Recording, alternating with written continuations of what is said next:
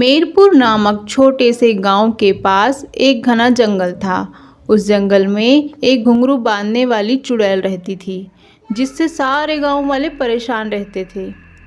एक रात की बात है, वह चुड़ैल घुंघरू बांधकर गांव में आती है और हरिया के घर के सामने आकर नाचने लग जाती है।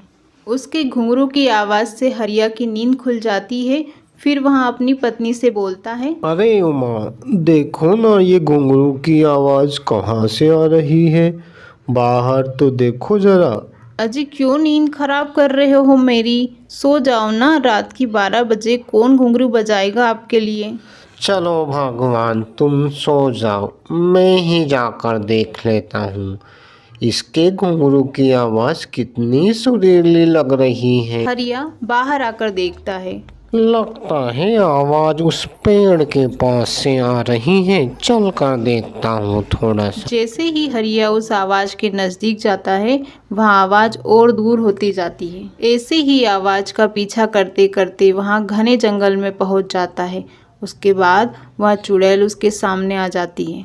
अरे चुड़ैल, अरे नास मिट्टी, मैं अपनी पत्नी को छोड़कर तेरे पीछे पीछे आया और तू तो चुड़ैल निकली। अच्छा चुड़ैल जी, अब मैं निकलता हूँ, अब मुझे कोई काम नहीं आपसे। अरे ओ राजा जी, कहाँ जा रहे हो? थोड़ी देर मेरे साथ तो रुको, मुझे भी तो खातिरदारी करनी है आपकी। फिर वहाँ चुड़ैल हरिया का गला पकड़ लेती है और उसको मार देती है। अगली सुबह हरिया की पत्नी उठकर देखती है, अरे ये कहाँ चले गए सुबह सुबह? चलो बाहर देखकर आती हूँ। जैसे ही उमा बाहर आकर देखती है तो गांव के कुछ लोग बात कर रहे होते हैं कि पास के जंगल में एक लाश पड़ी हुई है। उमा जंगल में जाकर देखती है तो वो लाश हरिया की थी। अरे मैं तो लुट गई, बर्बाद हो गई। रात को इनकी बात मान लेती तो ये दिन देखना नहीं पड़ता मुझे। अगली रात फिर वहाँ चुड़ैल गांव में आती है और रमेश के घर के सामने आकर नाचने लग जाती है। उसके घुंघरू की आवाज़ सुनकर रमेश बाहर आता है और फिर वहाँ जंगल में ले जाकर उसे मार देती है। रोज गांव में जाकर मर्दों को उठा लाऊंगी और ऐसे ही अपना पेट भरा करूंगी। अब इसी तरह हर रोज़ वहाँ चुड़ैल गांव में आकर अपने घुंघरू की मधुर आवाज़ में लोगों को फंसाकर जंगल की तरफ ले जाती और उन्हें मारकर फेंक दिया करती।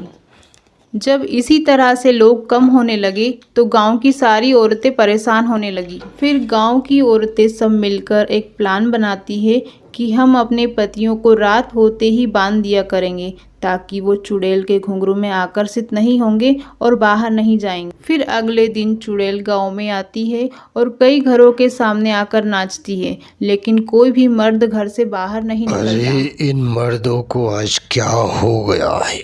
एक भी बाहर नहीं निकल रहा। छुपे रहो, कब तक रहोगे घर के अंदर? मैं कल फिर आती हूँ।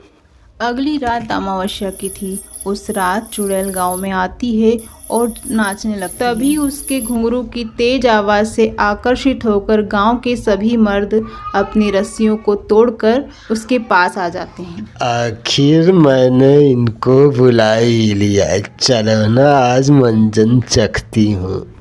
अरियो कमला विमला सपना बहन, जल्दी से बाहर आओ। आज तो इस चुड़ैल नास मिट्टी को हम गांव से भगा कर ही रहेंगे। तभी उन मर्दों की औरतें वहां आ जाती है और चुड़ैल से बोलती है, तुम हमारे पतियों को छोड़ दो, नहीं तो ये तुम्हारे लिए बिल्कुल अच्छा नहीं होगा। अरे तुम औरतें बचाओगी इन मर्दों को? तुम मेरा कुछ नहीं बिगाड़ सकती। हा हा हा हा। तो फिर हम भी देखते हैं कि तुम हमारे पतियों को कैसे यहाँ से लेकर जाती हो। हम भी हमारे पतियों को छुड़ा कर ही रहेंगे। फिर गांव की सभी औरतें पैरों में घुंघरू बांधकर आती हैं और नाचने लग जाती हैं। उनके घुंघरू का शोर इतना तेज होता है कि वहाँ चुड़ैल उसे सहन ही नहीं कर पाती है। अरे इन औरतों के घुंघरू ने तो मेरी पूरी शक्तियाँ ही कमजोर कर दी। चलो भागो यहाँ से। फिर वहाँ चुड़ैल उस गांव को हमेशा के लिए छोड़ के चली जाती है और सभी मर्दों को उससे मुक्ति मिल जाती है। इस तरह की कहानियों के लिए प्लीज़ आप हमारे चैनल को लाइक और सब्सक्राइब ज़रूर करें।